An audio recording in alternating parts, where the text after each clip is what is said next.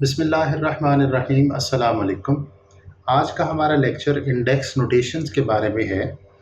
Index notation में notation लफ्ज़ से वाज़ेह है कि हमारे पास ये किसी चीज़ को रिप्रेजेंट करने का एक तरीका है। अब डेफिनेशन पे चलते हैं जिससे हमें ये पता चलेगा कि किस चीज़ को रिप्रेजेंट करने का तरीका है। तो कहते हैं कि index notation is a way of representing numbers and variables that have been multiplied by themselves a number of times. मतलब कि मैथमेटिक्स में हमारे पास दो ही चीज़ें मेन तौर पे यूज़ हो रही होती हैं। एक या तो हमारे पास नंबर्स होते हैं, दूसरा हमारे पास वेरिएबल्स का इस्तेमाल ज़्यादा किया जाता है। अब इन दोनों के हवाले से है कि जब ये चीज़ें नंबर्स या वेरिएबल्स अपने आप के साथ एक या एक से ज़्यादा दफ़ा मल्टीप्लाई होंगी तो हम इन्हें इंडेक्स नोटेशन के तौर पर रिप्रेजेंट कर सकते हैं। अब उसमें बनाया कैसे जाता है कि एक चीज़ जो बार बार मल्टीप्लाई हो रही हो उसे हम बेस के तौर पर ले लेते हैं और जितनी दफ़ा वो मल्टीप्लाई हो रही हो उसे काउंट करके हम उसे बेस से थोड़ा सा ऊपर करके लिख देते हैं एज एन इंडेक्स, या उसे दूसरे लफ्ज़ों में पावर भी कहा जाता है। इंडेक्स नोटेशन सिंपल सा यही है। हम इसकी एग्जांपल ले लेते हैं। कहते हैं कि if length of cube is 5 centimetre, तो आपको वॉल्यूम बताना है। पहले तो हमें ये पता होना चाहिए कि क्यूब क्या है। क्यूब जिसमें के तीन चीज़ें हैं, लेंथ, विड्थ, हाइट। तीनों चीज़ें सेम होती हैं क्यूब के लिए। अगर आपको एक चीज़ दे दी जाए तो मीन्स कि आपको तीनों चीज़ें बता दी गई हैं क्योंकि वो तीनों चीज़ें सेम हैं। अब वॉल्यूम कैसे निकाला जाता है? जब उस एक चीज़ को मीन्स के लेंथ को सेम होने की वजह से 3 दफ़ा मल्टीप्लाई कर दिया जाए तो हम वॉल्यूम को पिक कर लेते हैं। अब वॉल्यूम के लिए हम 5 सेंटीमीटर को 3 टाइम्स मल्टीप्लाई करेंगे। 5 centimetre multiply 5 centimetre multiply 5 centimetre. अब क्योंकि ये चीज़ें 3-3 दफ़ा मल्टीप्लाई हुई हैं, 5 भी 3 टाइम्स मल्टीप्लाई हुआ है, तो हम 5 को बेस के तौर पर लिख के 3 थोड़ा सा ऊपर की तरफ लिख देंगे उसके इंडेक्स के तौर पर। सेंटीमीटर भी 3 टाइम्स मल्टीप्लाई हुआ है तो सेंटीमीटर को बेस के तौर पे लिख के उसके ऊपर थोड़ा सा लिफ्ट करने के बाद 3 का डिजिट प्लेस कर देंगे। ये हमारा इंडेक्स शो हो जाएगा। अब 5 पावर 3 ये कोई एक्चुअल डिजिट नहीं है। एक्चुअल डिजिट आपका 5 को 3 टाइम्स मल्टीप्लाई करने के बाद आता है। तो ये 5 को 3 टाइम्स मल्टीप्लाई होने पे 125 देगा। तो 125 सेंटीमीटर क्यूब ये एक्चुअल आंसर है उस वॉल्यूम का। ठीक है, इसमें जो हमारे पास 5 पावर 3 और सेंटीमीटर पावर 3 है ये आपकी इंडेक्स नोटेशन होती है। क्विक सोल्यूशन यहाँ पे क्लोज हो जाता है। हम चलते हैं अपने डिटेल सेक्शन की तरफ। यहाँ हमारे पास बुक में स्क्वायर का एरिया और क्यूब के वॉल्यूम की बात की गई है। पहले तो मैं आपको इसके फार्मूलाज के बारे में बताता हूँ जो कि बड़े सिंपल से हैं। अगर आप स्क्वायर का एरिया ढूंढना चाहते हैं तो स्क्वायर की प्रॉपर्टी में ये है कि लेंथ और विड्थ दो चीज़ें होंगी और दोनों सेम होती है। सेम होने की वजह से अगर आपको लेंथ दे दी जाती है तो आपने उसे डबल टाइम्स मल्टीप्लाई करना है तो आपको एरिया मिल जाएगा। आप इससे फार्मूला के तौर पे लिखेंगे length power square and unit power square, क्योंकि ये दो दो दफ़ा मल्टीप्लाई हुए। सेम लाइक हमारे पास क्यूब का वॉल्यूम चाहिए होगा तो हम लेंथ, विड्थ, हाइट तीनों चीज़ों को सेम रखेंगे क्यूब के लिए, क्योंकि होती ही सेम है क्यूब की प्रॉपर्टीज़ के अकॉर्डिंग। तो हम क्योंकि 3 टाइम्स मल्टीप्लाई कर रहे हैं तो लेंथ के ऊपर भी इंडेक्स में 3 आ जाएगा और यूनिट के ऊपर भी इंडेक्स में 3 आ जाएगा। अब यहाँ पे कुछ बच्चों को फिज़िकली स्क्वायर के एरिया के बारे में नहीं पता, वॉल्यूम जो कि क्यूब का लिया जाता है उसके बारे में नहीं पता। हम इन दोनों को मिक्स नहीं कर सकते। स्क्वायर का वॉल्यूम नहीं लिया जा सकता, क्यूब का एरिया नहीं लिया जा सकता। ये प्रॉब्लम होता है।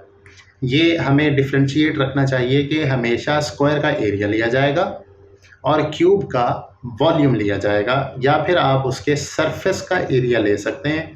वो सरफेस क्योंकि एक लेयर बन जाती है तो वो सिर्फ आपको एक स्क्वायर की शेप होगी तो आप उसका एरिया ले सकते हैं, अदरवाइज़ वो पूरे क्यूब का नहीं होता। अब ये चीज़ें मैं आपको वक्त के साथ क्लियर भी करता रहूँगा। जैसे मैं एक शेप बना लेता हूँ, मेरे पास ये लेंथ और विड्थ दोनों चीज़ें सेम हैं, तो मेरे पास ये एक स्क्वायर है। मैं इसको अज्यूम कर लेता हूँ कि इसकी लेंथ भी 4 सेंटीमीटर है, इसकी विड्थ भी 4 सेंटीमीटर है।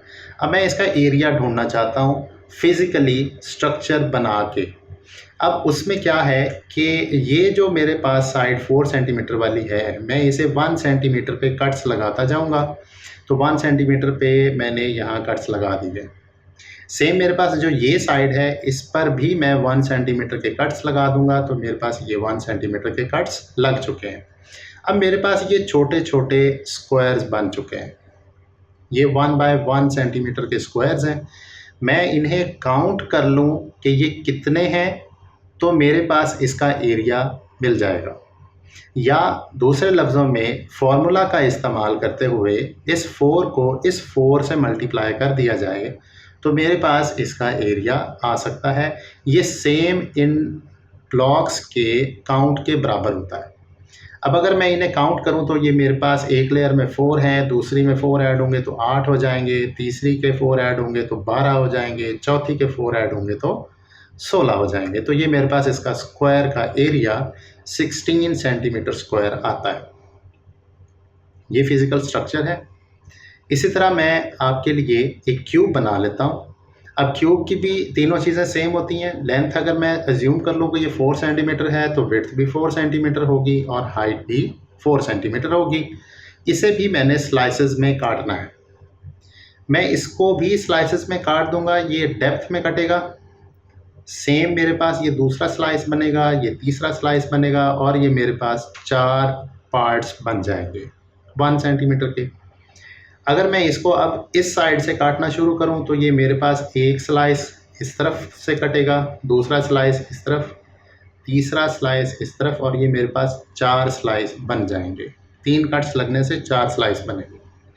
अब मैं इस लेंथ के हवाले से भी इसके कट्स लगा दूंगा तो ये मेरे पास 4 स्लाइस इस साइड से भी बन जाता है।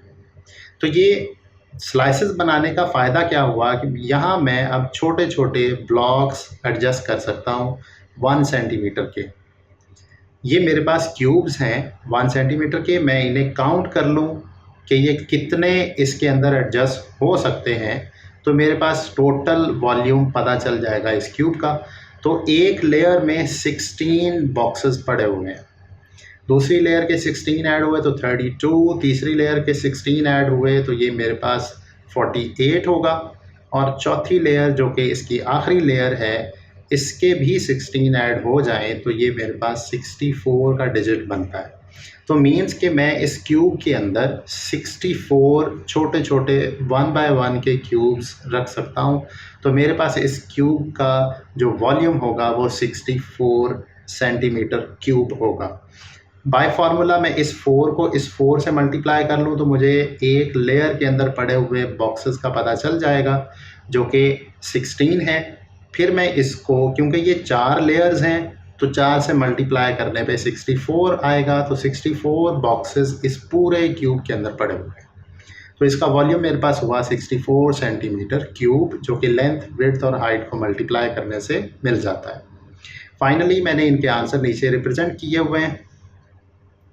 इसमें मुझे अब इंडेक्स नोटेशन ढूंढनी है। एक्चुअली जो ये 4 स्क्वायर है जो कि 4 को 2 दफ़ा मल्टीप्लाई करने से बना है सेंटीमीटर स्क्वायर, ये आपके पास है कि ये इंडेक्स नोटेशन है।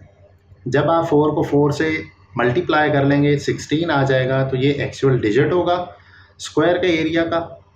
सेम मेरे पास जब 4 सेंटीमीटर 3 टाइम्स मल्टीप्लाई होगा तो ये 4 क्यूब सेंटीमीटर क्यूब बनेगा जिसमें कि एक्चुअल डिजिट 64 सेंटीमीटर क्यूब होगा। और ये जो क्यूब अलग से बने हुए हैं ये मेरे पास इंडेक्स नोटेशन है।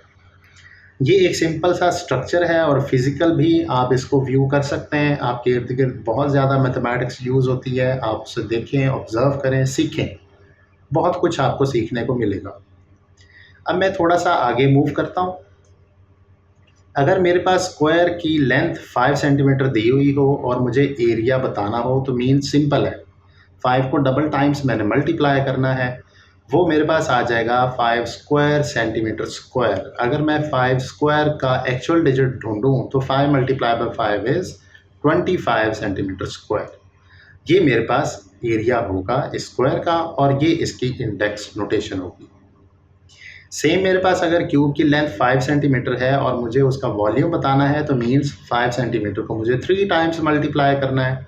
तो मेरे पास 5 power cube centimetre power cube होगा, जिसका एक्चुअल डिजिट 125 सेंटीमीटर क्यूब होगा, जो कि 5 मल्टीप्लाई बाय 5 मल्टीप्लाई बाय 5 से बनता है। अब यहाँ पे जो इंटरेस्टिंग नोटेशंस हैं वो ये हैं 5 square centimetre square, 5 cube centimetre cube, क्योंकि यही इंडेक्स नोटेशंस हैं। मैं इन्हें सेपरेट करके लिख लेता हूँ, ये बहुत इंटरेस्टिंग है। अब इसमें ये बनाई कैसे गई, इसके अंदर मज़ीद कुछ और चीज़ें हैं, वो मैं आपको वाज़ेह कर देता हूँ। जैसे मैं इसमें से एक छोटा सा पीस उठा लेता हूँ 5 पावर क्यूब। मैं इसे कैसे पढ़ूँगा? मैं इसे पढ़ूँगा या तो 5 क्यूब्ड या इसे पढ़ूँगा 5 टू द पावर 3। अब इसमें 5 क्या है और 3 क्या है, ये अलग अलग नाम हैं इनके। जो बेसिक डिजिट होता है जिसने अपने आप को मल्टीप्लाई किया हुआ होता है वो बेस कहलाता है, और जो उसके ऊपर यानी जितनी दफ़ा उसने मल्टीप्लाई किया हुआ होगा ये जो डिजिट होता है ये उसका इंडेक्स या पावर कहलाता है। तो 5 पावर क्यूब इंडेक्स नोटेशन है 5 मल्टीप्लाई बाय 5 मल्टीप्लाई बाय 5 की। ये एक दूसरे से इंटरचेंजेबल भी हैं। आप इसको इस फॉर्म में लिख सकते हैं और इसको इस फॉर्म में ओपन करके लिख सकते हैं। ये बहुत सिंपल है। अब मेरे पास एक एग्जांपल है, ये 3 ने खुद को कुछ टाइम्स मल्टीप्लाई किया हुआ है और मुझे इसकी इंडेक्स नोटेशन बनानी है। तो सिंपल है कि मैं इसको काउंट कर लूँगा कि ये इसने खुद से कितनी बार मल्टीप्लाई किया है। 1 2 3 4 5 6 7 एंड 8 मीन्स के 3 ने 8 टाइम्स अपने आप से मल्टीप्लाई किया हुआ है, तो इसका इंडेक्स बनेगा 3 रेज टू द पावर 8। तो मेरे पास इसका आंसर है 3 रेज टू द पावर 8। ये आप याद रखिएगा। अब ये एक सिंपल सा इंडेक्स नोटेशन का इंट्रोडक्शन है और यही इसकी एक्सप्लेनेशन है। मज़ीद मैं आपको इसका यूज़ बता देता हूँ। यूज़ एक्चुअली ये है फर्स्ट ऑफ ऑल कि जो हमारे पास बड़े बड़े डिजिट्स आ रहे होते हैं, जैसे ये 3 8 टाइम्स मल्टीप्लाई होके 6561 बनाता है, ये काफ़ी बड़ा डिजिट है। मैं इसको simply 3 raise to the power 8 लिख रहा हूँ। ये बहुत सिंपल नोटेशन बन गई है इसकी, इस बड़े सारे डिजिट की। इसी तरह मेरे पास जो आपने एक पुराना मेरा लेक्चर देखा होगा प्राइम नंबर्स के बारे में, तो जो लेटेस्ट नॉन प्राइम नंबर है अगर आप उसे गूगल करें तो आपको गूगल पे इंडेक्स नोटेशन में लिखा हुआ डिजिट मिलता है। अब इतने बड़े डिजिट को उन्होंने बहुत छोटी सी सिंप्लीफिकेशन में लिखा हुआ है। इंडेक्स नोटेशन ने उनकी हेल्प की है उस डिजिट को प्लेस करने के लिए। सेम हमारे पास जब रियल लाइफ के अंदर इंजीनियरिंग में इसका यूज़ होता है तो वो क्या करते हैं, अगर एक दीवार में पड़ी हुई ईंटों को अगर वो काउंट करना चाहें तो क्या करते हैं, एक छोटे से 1 बाय 1 स्क्वायर फीट के अंदर देखते हैं कि कितनी ईंटें हैं, फिर टोटल स्क्वायर फीट उस दीवार के निकाल लेते हैं लेंथ और विड्थ मल्टीप्लाई करने के बाद, फिर वो उस 1 यूनिट स्क्वायर फीट के अंदर पड़ी हुई ईंटों से उसे मल्टीप्लाई कर देते हैं, तो उस पूरी दीवार में लगी हुई ईंटों की तादाद मिल जाती है। सेम हमारे पास जब ईंटें हम भट्ठे से ख़रीदने जाते हैं तो वहाँ पे क्या होता है कि ट्राली में पड़ी हुई ईंटों की तादाद भी इसी तरह ही ढूंढी जाती है कि एक लेयर में नीचे की तरफ पड़ी हुई ईंटें, फिर ऊपर की तरफ पड़ी हुई ईंटें, दोनों को मल्टीप्लाई करने पे एक लेयर में पड़ी हुई ईंटें मिल जाती हैं। फिर टोटल ट्राली में कितनी लेयर्स पड़ी हैं ये काउंट कर लिया जाता है और उसे मल्टीप्लाई करने के बाद मेरे पास फाइनली क्या अचीव होता है, total number of BRICS in the trolley. ठीक है, तो ये इस तरह इंडेक्स नोटेशंस बहुत ज़्यादा हेल्पफुल होती हैं हमारे इर्द गिर्द सराउंडिंग के अंदर। आप अपने इर्द गिर्द देखा करें कहाँ कहाँ मैथ्स यूज़ हो रहा है, आप उसे सीखा करें। सीखने में कोई कबाहत नहीं है, बहुत आसान है और मैथमेटिक्स को समझना बहुत इंटरेस्टिंग है। मिलते हैं इंशाल्लाह नेक्स्ट लेक्चर के अंदर, तब तक अपना ख्याल रखिएगा। अल्लाह हाफिज़।